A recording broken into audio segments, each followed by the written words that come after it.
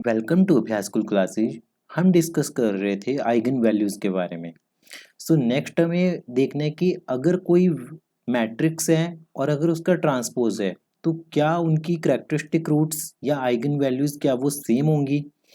तो सबसे पहले हम देखते हैं कि कैरेक्टरिस्टिक पॉलिनोमियल ऑफ ए को हम लिख सकते हैं ए माइनस लैम्डा आई का डिटर्मिनेंट, या हमने ऐसे लिख लिया लैम्डा आई माइनस ए का डिटर्मिनेंट, कोई फर्क नहीं पड़ने वाला इससे।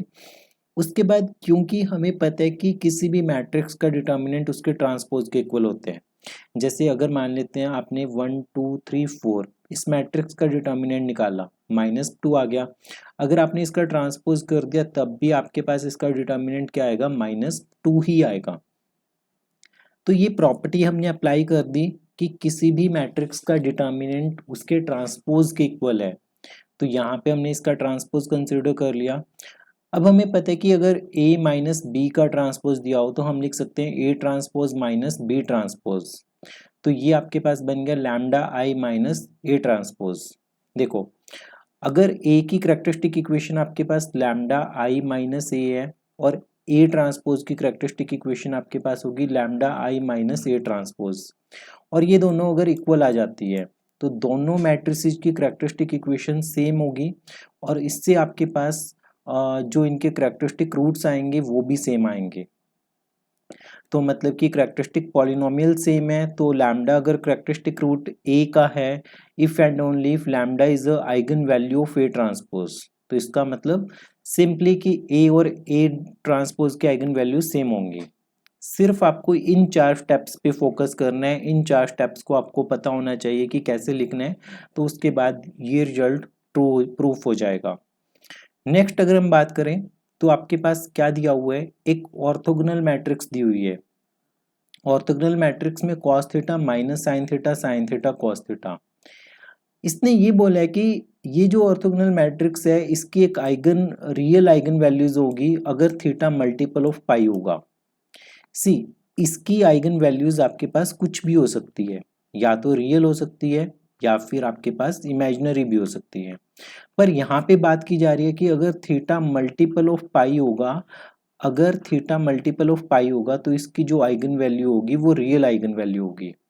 सबसे पहले हम इसके आइगन वैल्यूज निकालते हैं। तो हमने क्या किया, सबसे पहले ए को लिखा, ए माइनस लैम्डा आई को लिखा, that is this minus scalar multiple of identity matrix lambda I. अब आपने इसका जो सॉल्व कर दिया, दोनों का डिफरेंस कंसीडर कर लिया, फिर डिफरेंस कंसीडर करने के बाद डिटर्मिनेंट कंसीडर किया, तो आपके पास ये क्वाड्रेटिक इक्वेशन आ गई लैम्डा में। तो आइगन वैल्यूज क्या होंगी, जो इसके दो रूट्स निकलेंगे। दो रूट्स कौन से निकलेंगे आपके पास। अब देखो, ये आपके पास लैम्डा की इक्वेशन होगी। अब इसके रियल रूट्स कब होंगे, रियल रूट्स तब होंगे किसी भी क्वाड्रेटिक इक्वेशन के अगर जो डिस्क्रिमिनेंट है वो 0 से बड़ा है, that is B square minus 4ac 0 से बड़ा होना चाहिए। That is 4 cos square theta minus 4 0 से बड़ा होना चाहिए।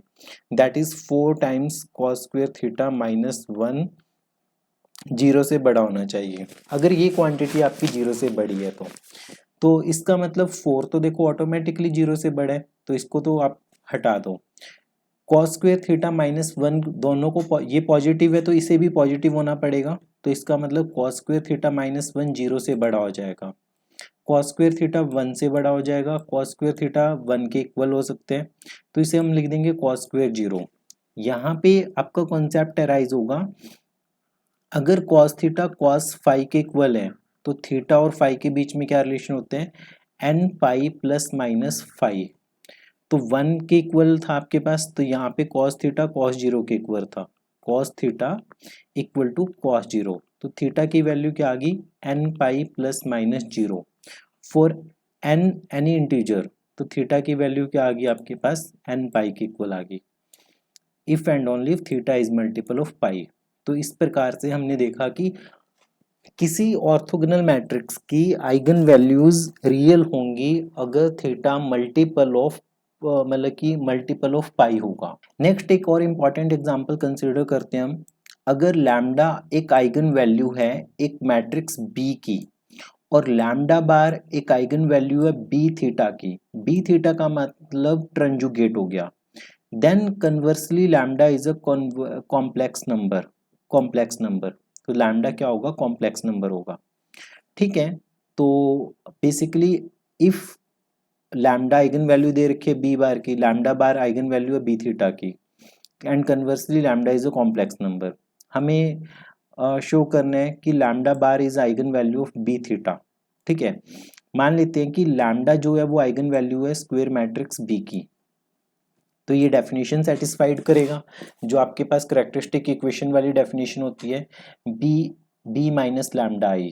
ठीक है, तो अब इसके पूरे के ऊपर बार अप्लाई कर दिया, बार, तो इसका मतलब determinant of B minus lambda I bar equal to 0 बन गया ये आपके पास।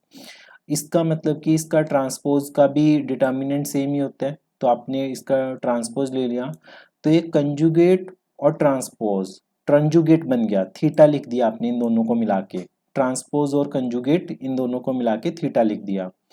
अब इसे लिख दिया बी की power theta minus lambda bar I equal to 0, तो इसका मतलब बी थीटा मैट्रिक्स की जो आइगन वैल्यू है वो क्या आ गई, लैम्डा बार आ गई।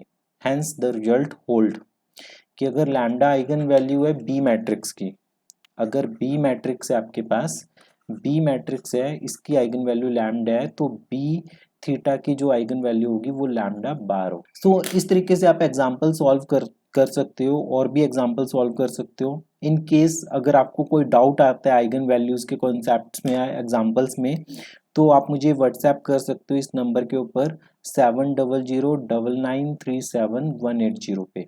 ठीक है, अगर आपको कोई भी प्रॉब्लम आती है कमेंट बॉक्स में लिख के बताइए कि आपको ये वीडियो कैसी लगी, शेयर कीजिए अपने दोस्तों के साथ, पढ़ते रहिए, प्रैक्टिस करते रहिए अभ्यास स्कूल क्लासेज के साथ।